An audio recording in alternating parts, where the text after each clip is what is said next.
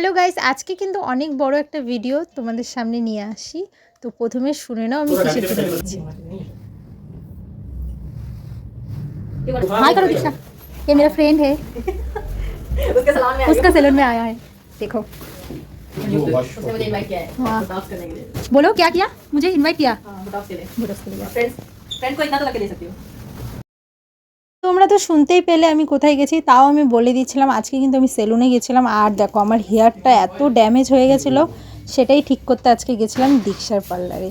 তো যাই হোক, আমি ট্রিটমেন্ট করার আগে কিন্তু আমি হাইলাইটার করে নিচ্ছি, আর সাথে কিন্তু গরম চা নিয়ে নিচ্ছি। গরম চা খাবো, ও আমাকে দিয়েছে।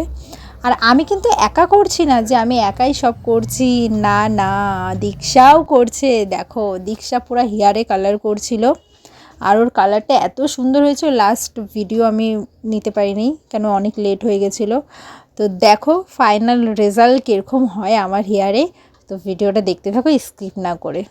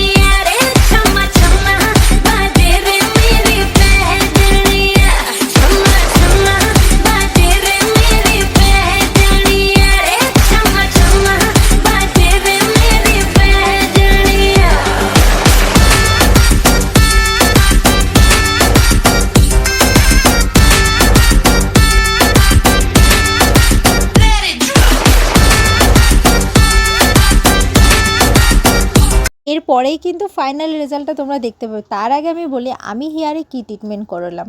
আমি কিন্তু হেয়ারে করেছি বোটক্স। তো যাই হোক, এখানে শুধু যে মেয়েরাই আসতে পারবে না, না, এখানে কিন্তু ছেলেরাও আসতে পারবে। ছেলেদেরও হেয়ার কাটিং ফেসিয়াল দুটাই হয়।